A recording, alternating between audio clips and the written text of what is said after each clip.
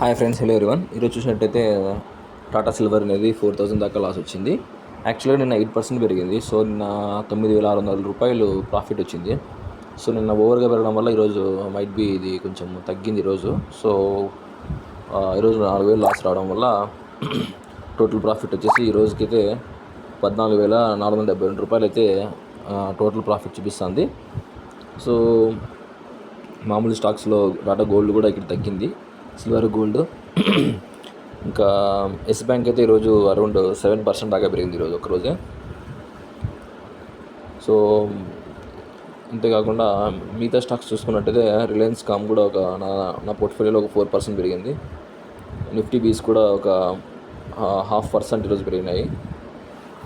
మొత్తానికైతే కొంచెం ప్రాఫిట్స్ కొంచెం లాస్లో నడుస్తూ ఉంది. ఓవరాల్గా అయితే ఈరోజు 3,490 రూపీస్ లాస్ అయింది. సో మ్యూచువల్ ఫండ్స్లోకి వచ్చినట్టయితే రీసెంట్గా టాటా నిఫ్టీ 50 నెక్స్ట్ 50 పెట్టామన్నమాట. దాంట్లో మ్యూచువల్ ఫండ్స్లో ఒక 5,000 ఇన్వెస్ట్ చేస్తే అరౌండ్ 26 రూపీస్ ప్రాఫిట్ చూపిస్తుంది. పరాగ్ పారిక్ ఫ్లెక్సీ క్యాప్ ఒక 221 రూపీస్ ప్రాఫిట్ చూపిస్తుంది. ఇది ఫ్రెండ్స్ ఈరోజు portfolio status. Thank you friends, have a nice day.